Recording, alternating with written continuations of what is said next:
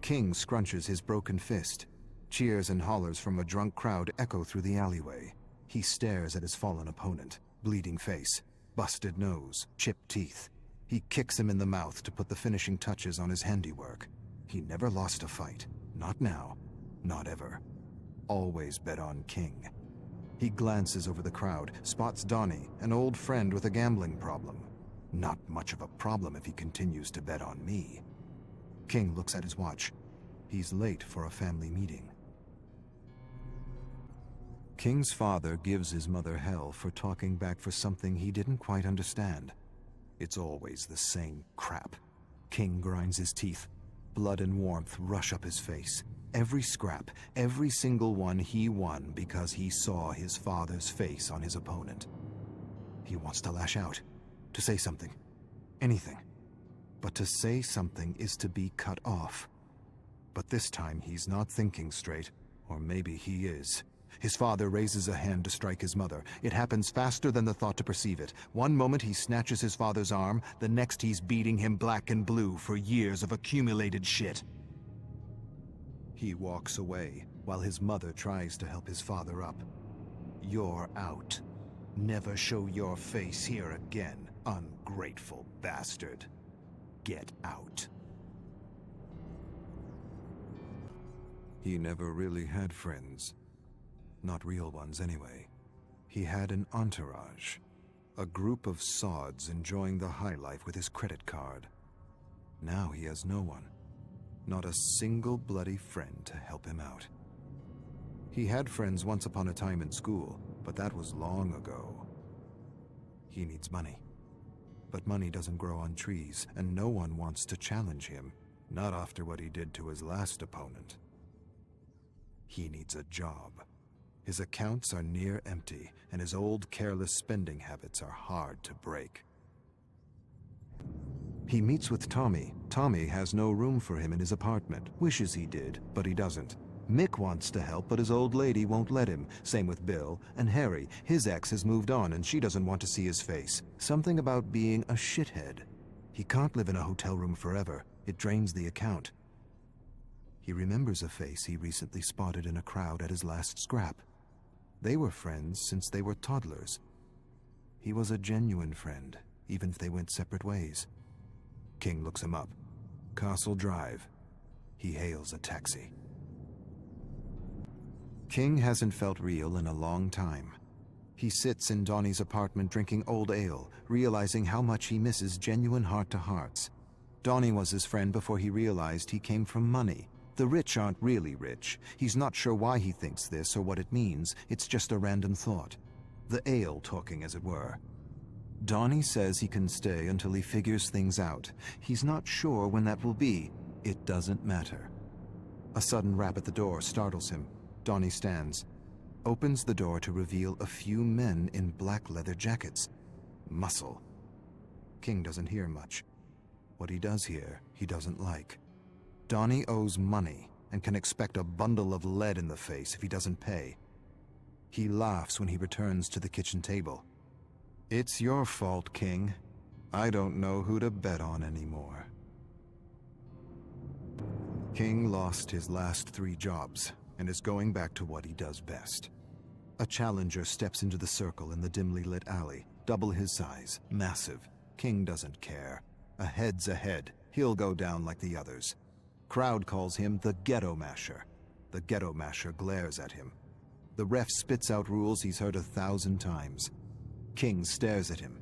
and sees not his father, but his opponent. A bell sounds. With a bestial snarl, the Ghetto Masher lunges. King evades a wild blow that would have ripped his head off. He feels strange, unresponsive, confused. Donnie screams at him. He glances at him as he receives a massive fist to the skull. Black swirls across his eyes. He doesn't remember the thud against his skull. He doesn't remember his legs buckling. He doesn't even remember collapsing in a pile of festering garbage. He only remembers waking up on the couch in Donnie's apartment. He's lost his edge. His anger. His rage. His hate. Was that all he was? Donnie's asking if he's okay, and he's not sure. Am I okay? Will I be better? I don't know. Was it just a fluke? A lucky shot? Happens to the best. I feel wrecked. I am wrecked. Donnie bet the last of his cash on him.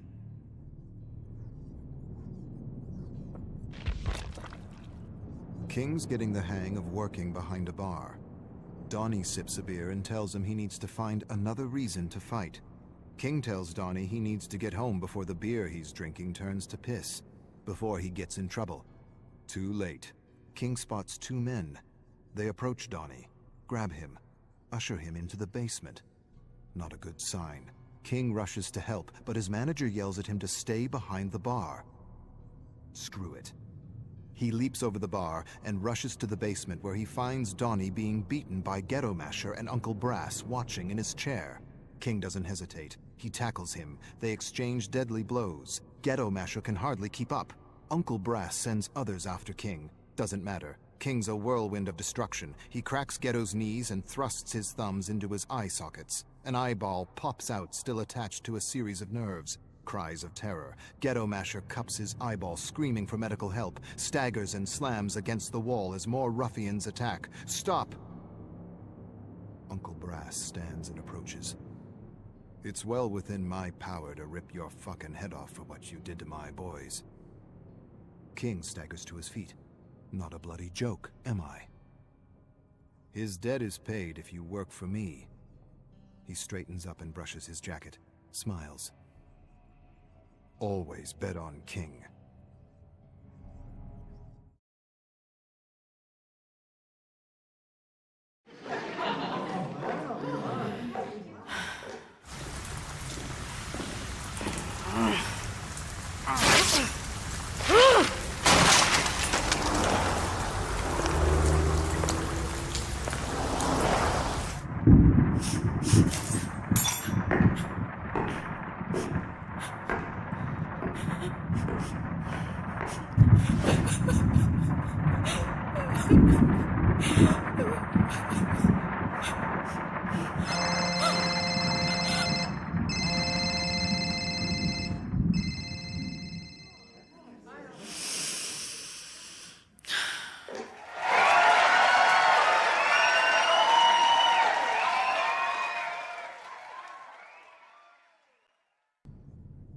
Jane needs a job. She has a job. She works as a waitress at a local diner.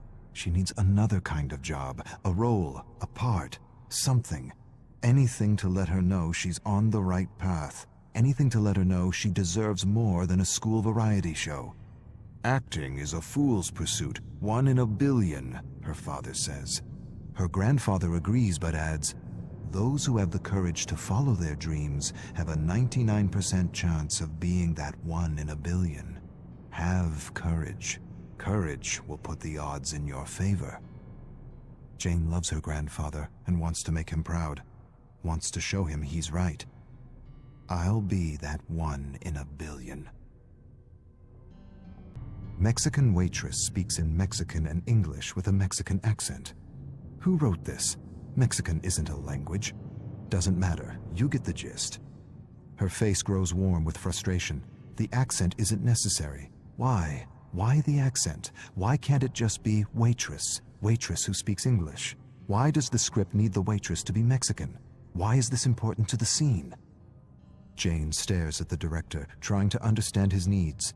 It brings flavor. What does that mean? It doesn't bring flavor. It perpetuates a stereotype. Yet, Jane says nothing. She says nothing because she doesn't want to be blacklisted as a social justice warrior, doesn't want to be called a complaining minority. With a slight Spanish accent, she finishes the audition. Jane shares a beer with her friend Dwayne. Dwayne tells her how a creative executive hired him to be the co-writer of his terrible script, to be the spokesperson of his terrible idea, to validate his insensitive cultural appropriation of an African-American story. The creative executive wants to make a minority film because it's a fad, the quickest way to be recognized, the fast track to fame for a hack. Many writers told the hack his script was wrong on so many levels, badly written, disrespectful, boring, insensitive.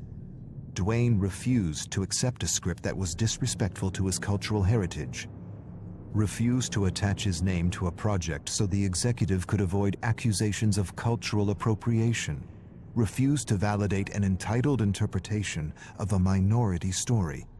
The executive discredited Dwayne by calling him a social justice warrior, fired him. Jane sighs sadly for her friend. At least the script won't get produced. Dwayne raises a skeptical eyebrow. The hack has a friend with money, lots of money. He'll write, direct, and produce. Entitled hacks with friends in high places. It's how bad movies get made. They toast bad movies. Jane laughs, not because it's funny, because it's true.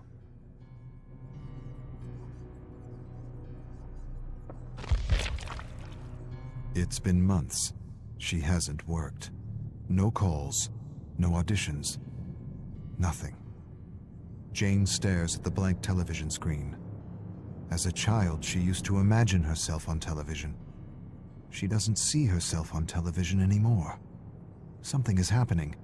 She can't see herself succeeding anymore. She wishes for her shot, her one in a billion shot, but scripts for her are few and far between, nothing beyond the stereotype. Her agent shouldn't care. He should put her forward for all the female roles in her age range. She can play any female role, lead or support, and yet she only gets auditions for the spicy Latina, or the funny immigrant, or the waitress with the accent, never just woman, American. That's all she wants.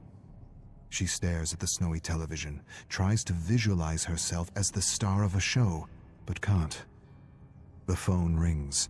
Her agent, an audition, a major part in a play, and it pays well. For a moment, just a moment, she feels like one in a billion.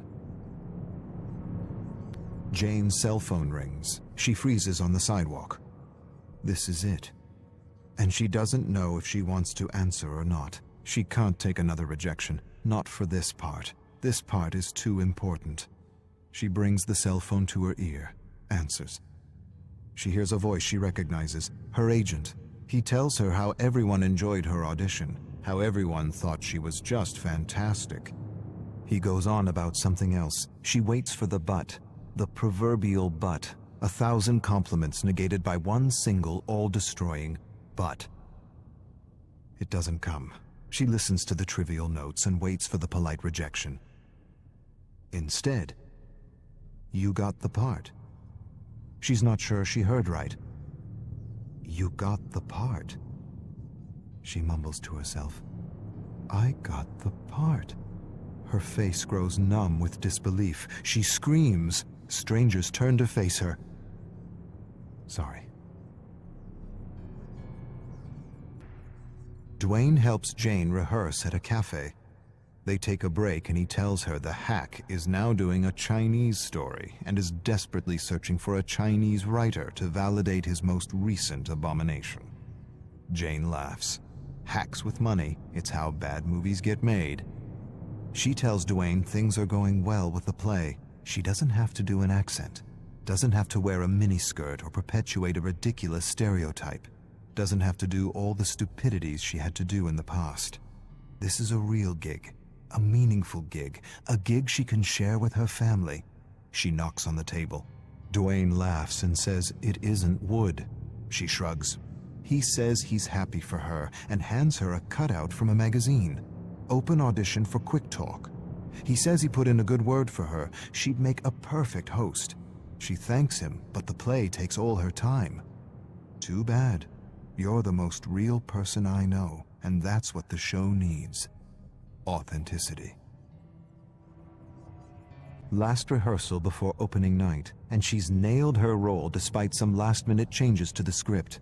She feels the adrenaline and a great sense of flow unlike anything she's ever experienced before. The director claps after the last line is delivered. He approaches her, tells her he's amazed, impressed, inspired. But he feels her character would work better with an accent. A what? The request undermines her, shatters her. Why? I don't understand. For giggles. It would be fun. The character doesn't need an accent. The character is fine without an accent. But it would add comic relief. Comic relief! That's what she is to this director, to the producers, to this industry. Comic relief. She stares at him, waits for him to burst out laughing, waits for him to say he's joking, waits for an apology that never comes. She sighs and feels the strength of her ancestors coursing through her veins, a strength that won't allow her to sell out, a strength that won't allow her to perpetuate a hurtful image of what it means to be an American. She shakes her head at the director. Find a comedian, asshole. She storms off stage. Those who follow their path beat the odds, even if the odds are 1,000,000,000 to 1. Bullshit.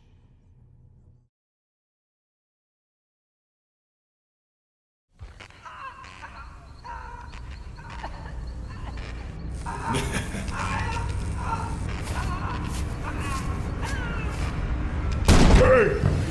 Huh?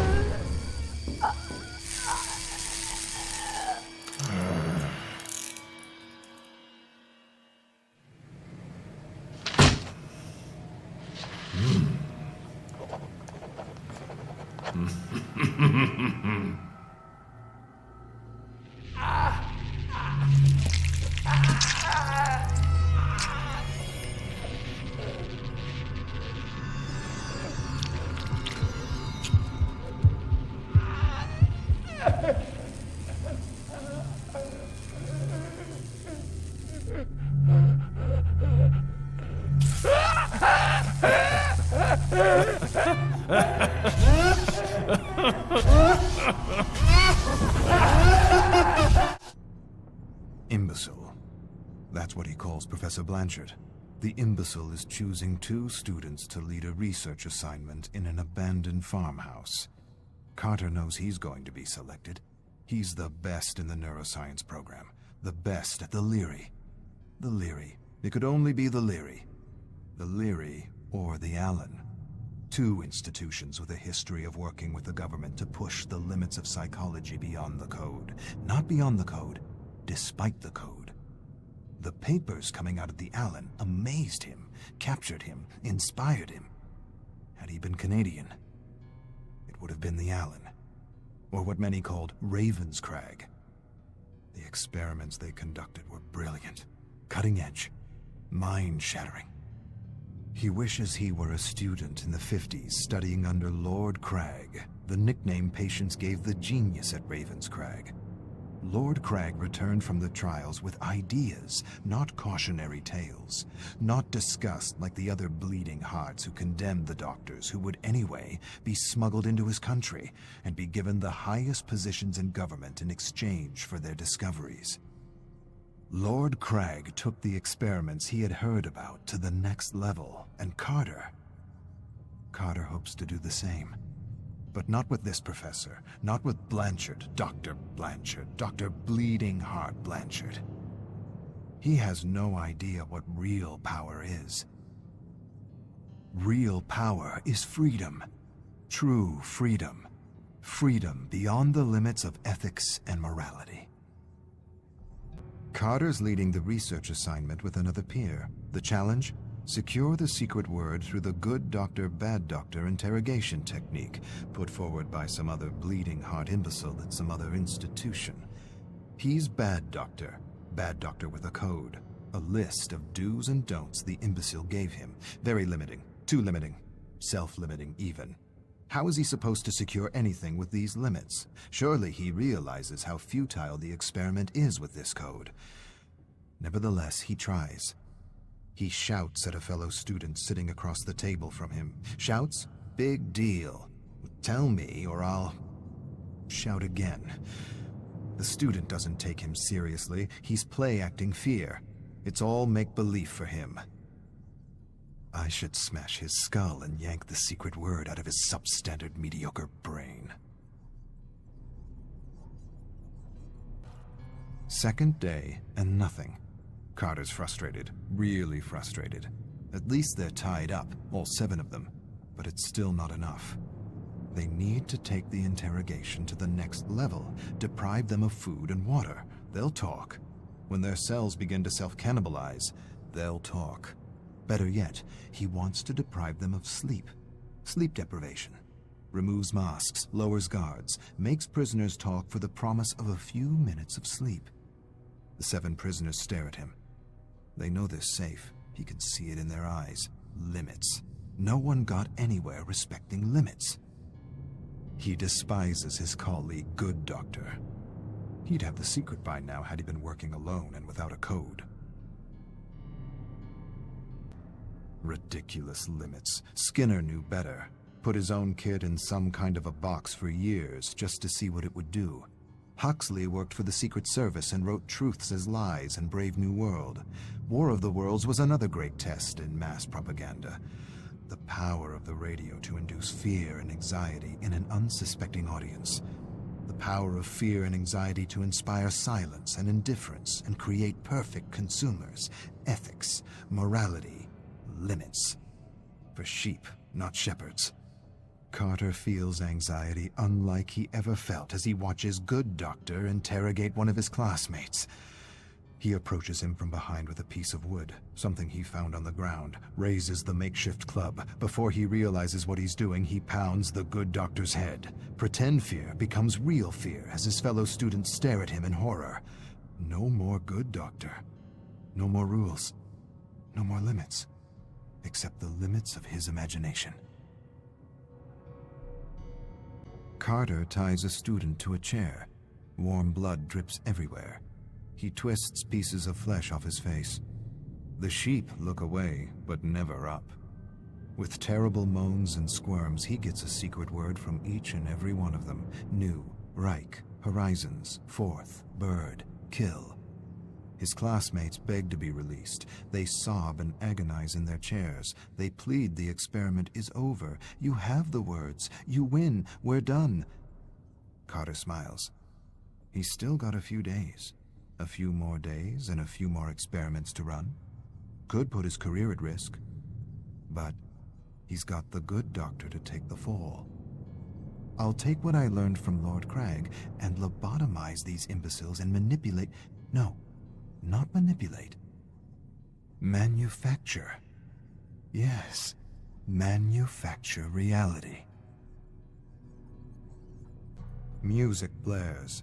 Eyes are kept forced open with toothpicks. Carter piggybacks a looping song with an inaudible subliminal frequency to evoke fear, anxiety, and discontent. He experimented with the loop on his parents, always caused a fight between them. He doesn't remember where he got the loop. He first read about the subliminal frequency from advertisers.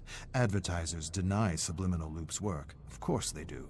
Advertisers deny they use subliminal loops. But they do. They use them, and they work. They must. They must because peace and contentment is our natural disposition. War and discontent needs to be instilled, enforced, manufactured, repeated over and over again until it's the main script in the collective consciousness.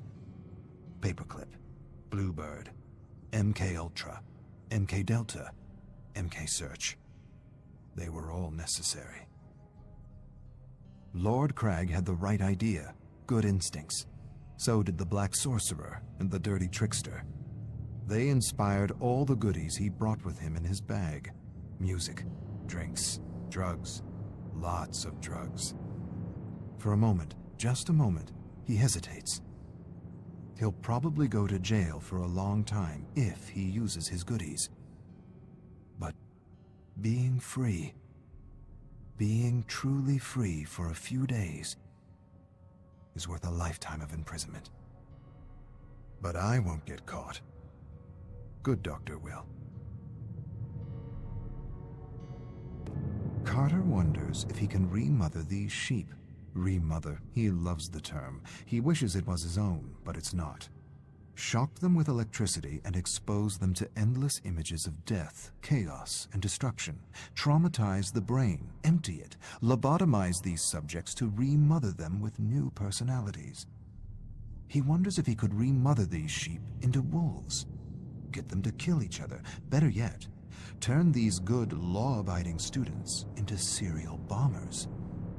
He rips the plug out of a lamp, splits the wires, peels the wire, places the exposed wire into a student's mouth, slowly approaches the socket, taking in his terror, plugs it in, screams as he remothers this exemplary student.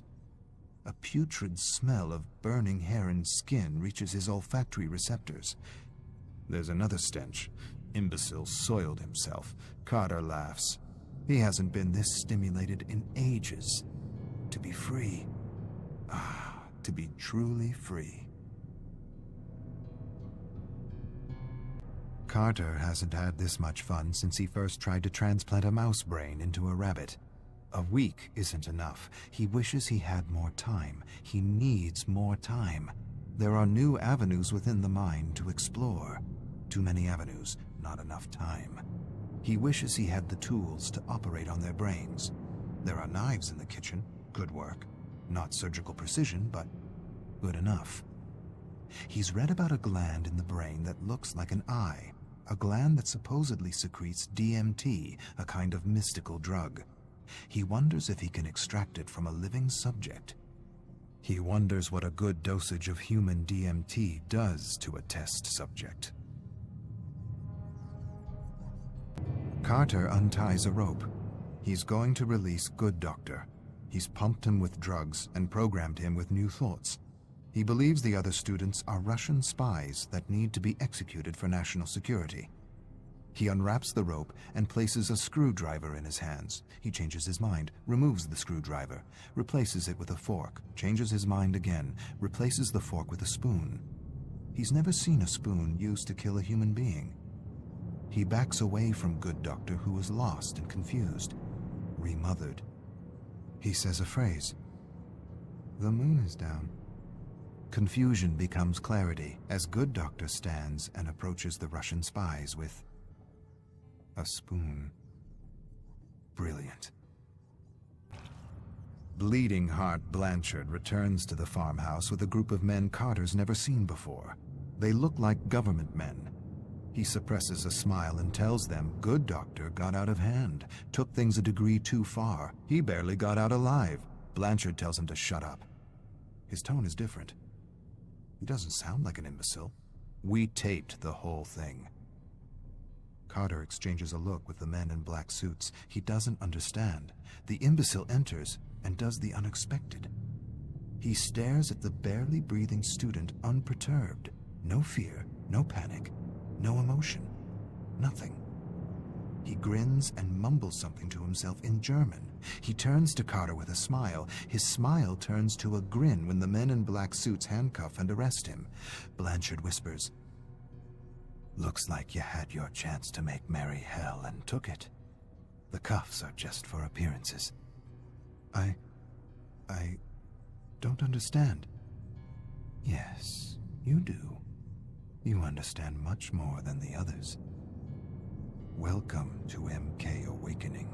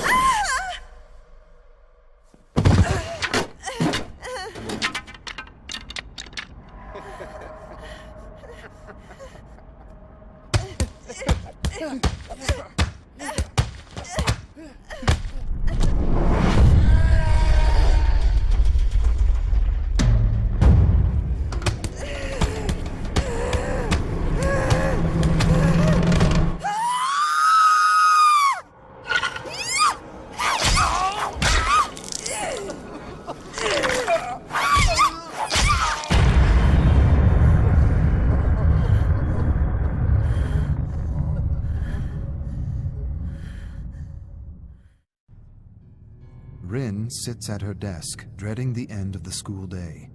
Not because she enjoys junior high or because she respects her teachers, but because she despises being forced to learn kendo. But her father demands it. He demands that she practice the way of the sword. Not just practice, excel. She's a Yamaoka. The Yamaokas come from a proud legacy, a samurai legacy. He reminds her of this every day, and every day the kids tease and humiliate her, telling her she has no business in their class, telling her she should wield a broom, not a shinai. She ignores them and tries her best. Maybe if she excels with a katana, her father will feel better. He hasn't been himself as of late, frustrated, irritable, reactive. She can't do anything right, nor can her mother. He has become very quiet and talks and argues with himself. She doesn't understand what's happening to him, but she knows he is suffering, and the last thing she wants is to add to his pain. Family is everything, and maybe one day she'll be okay with wielding a katana. Maybe she'll even enjoy it. Rin's bones feel brittle and ready to collapse under the weight of the armor. She holds her bamboo shinai up to her opponent. I want this to be over. Can't this just be over? Her opponent insults her. He tells her there's a shattered window in the changing room she ought to clean before someone cuts themselves, Janitor Yamaoka. He laughs. He makes another janitor joke at her expense. A sudden heat rushes up her face. She wants to shove the shinai down his throat. See how he laughs with wood and splinters piercing through his stomach. Splinters piercing through his throat. Where did those thoughts come from? It's not like her to think such thoughts. She angles her shinai and feels something strange inside. She's never felt anything like it before, like a waking dragon in her heart. She stares at her grinning opponent. Faster than thought, she lunges and strikes his head. Everyone laughs at him. His head slumps in mingled defeat and humiliation. A boy stares at her with wide, disbelieving eyes. He blinks. You might be a Yamaoka after all. She hates to admit it, but it feels good to win. No, not to win. To defeat a foe. To defeat another human being. Defeat another human being? Why would I think this? These aren't my thoughts. But they are. She doesn't understand what happened. What thing came over her to give her the strength to contend with the boy in front of her? He isn't laughing anymore. He glares at her. She beat him. Not once, not twice. Thrice. The boys continue to stare at her open-mouthed. Something is changing in Janitor Yamaoka. They know it. She knows it. She feels the waking dragon in her heart.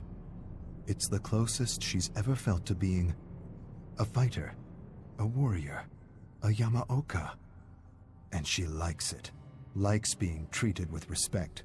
Likes being taken seriously.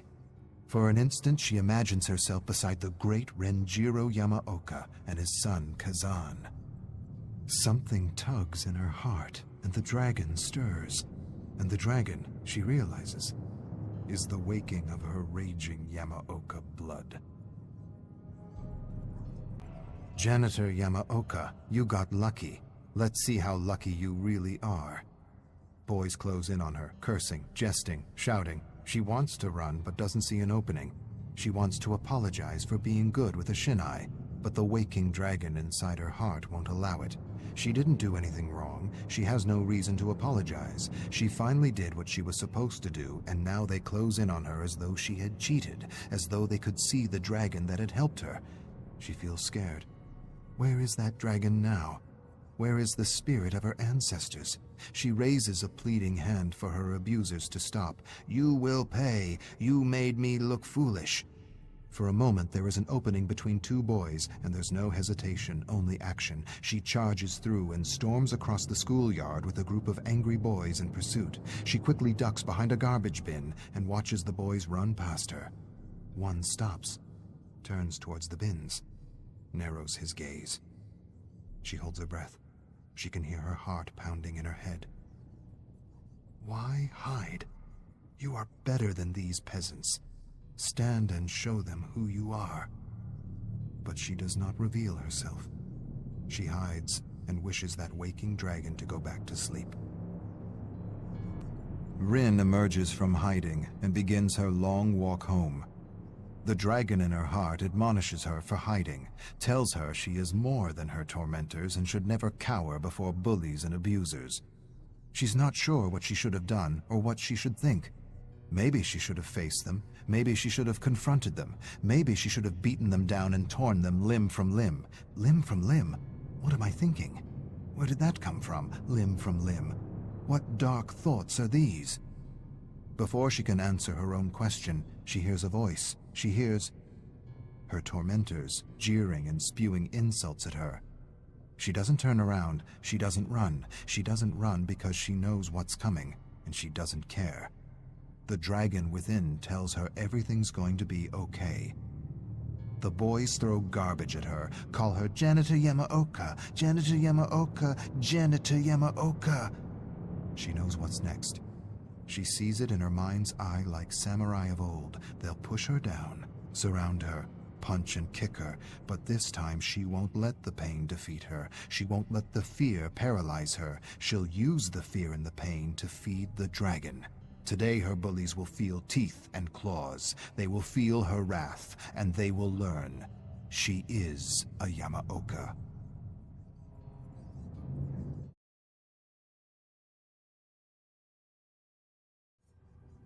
Arcus 328. There is a curiosity at the core of every thinking person, a need for knowledge from uncharted and unknowable territories. But what is discovered in those blank spaces of the abyss, of the cosmos, are things far too immense to understand. Things better left unobserved, lest they undermine our sanity. Better to embrace ignorance than face the truth of our insignificance in the grand scheme of it all. Against the vastness of the infinite, we are mere microbes swirling in an endless, indifferent cosmic stew. I say stew, but the entity is probably more of a blood pudding. Arcus 7547. Whiskey deep into the night. A strange aftertaste, a flavor from a world which makes the best whiskey. Whiskey dreams are some of the most pleasurable, dreams of home, with friends and family, enjoying time lost. When my senses returned, I realized I had turned my palace of a prison upside down.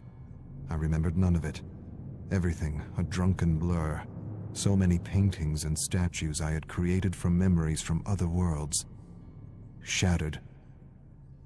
I'm losing my grip on reality, and maybe that's a good thing. One day merges into the next, and I'm lost in a storm of whiskey, screams, and endless streams of broken memories. Arcus 3212. From a window, I see something moving with an uncanny light. Through the black fog, it shines there, beckoning me. And yet I cannot leave. I cannot move. I can only bring things to me through the Orus. What light is this? Is it a creature sent by the entity? Is it a survivor? Or perhaps it's a marooned soul from back home searching like myself for a way back. An unnatural wind whines, and I stare at the moving, hypnotic light. A hideous watching eye, trying to reach out to me. Trying to tell me something. Trying to convey something in its strange, rhythmic movement. Arcus 345. I have recently wondered if survivors realize the titanic significance of their thoughts and feelings, and of how the entity uses them to furnish the trials. Thoughts and feelings that bring me glimpses of what it's like to have lived on a parallel world as someone else. It helps pass the time. Arcus 1043. I look and observe the realms of the entity with eyes that see disharmony, chaos, fear, and terror. And yet I acknowledge I may be swayed by appearances, and that there may be another truth beyond the veil, and it feels futile, if not absurd, to try to put to words what I am seeing. Arcus 767. The Orus was little understood back home, and to be fair, I wasn't given the chance to explain its merits to the Council. Had they taken the time to understand, they would have realized that though I had no verifiable explanation for how the Orus works, I had theories. And the most reasonable was that the Orus works on the basis of the Trinitarian of creation, a concept long held by our ancestors and forgotten throughout the ages. But the concept isn't complicated, isn't witchcraft, isn't a secret. It simply suggests that it takes two things to create a third, a father and mother to create a child, an idea and passion to create something new, something real, something lasting and meaningful, a thought and feeling. Therein lies the best theory of the Orus and how it is able to create with auric particles. The failing of other pioneers back home is they believed thought alone was enough, when in reality it is only half the equation. The other half is emotion, for it is feeling and passion that fuels the fires of creation. The Orus amplifies and manifests and forges something new using the mold of thought and the fires of passion. Or, I've been here too long, and I'm grasping at theories to pass the time. Arcus 293. Things could have been worse.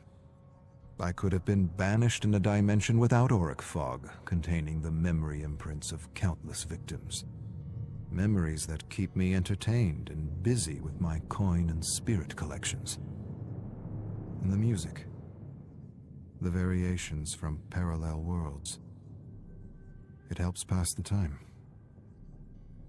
In a twisted way, I think what I'm admitting is that I'm glad the entity takes what it wants, when it wants, from the Omniverse.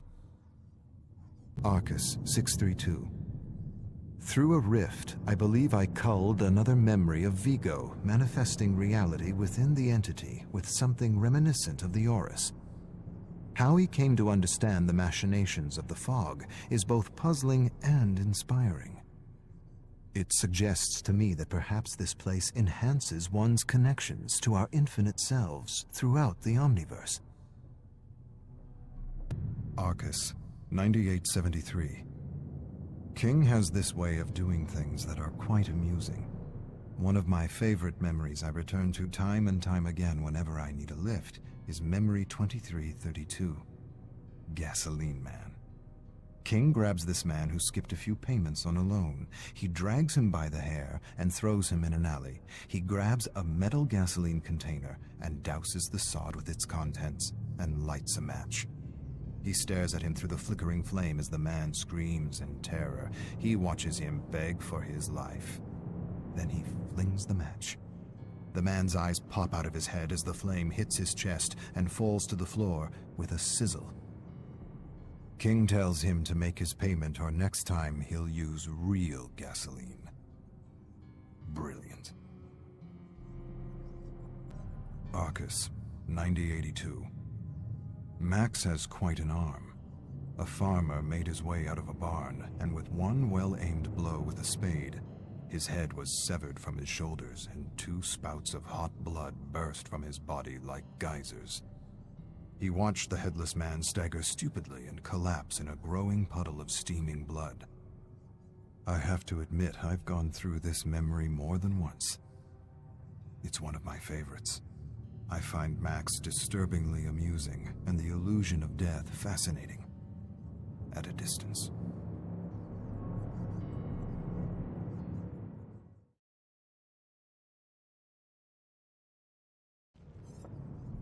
Arcus 893. Several survivors went mad trying to escape the trial. They had with them memories of previous incarnations, so that one survivor began dashing his head against a wall, convinced he was reliving a nightmare he had just escaped. The other survivors drowned him in mud to shut him up.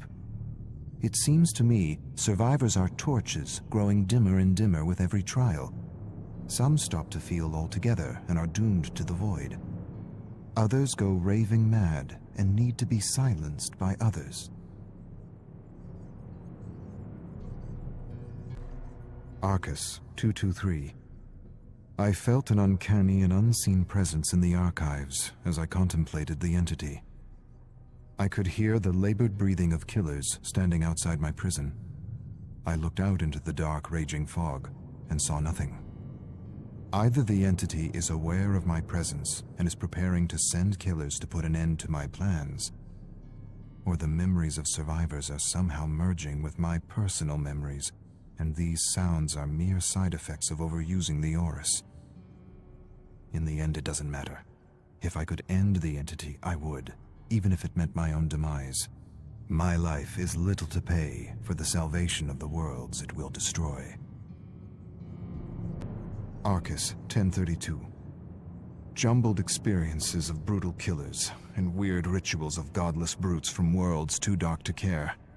I jerked myself straight out of one memory that pulled me into a cavern of bodies with an odor so repugnant I was retching for hours.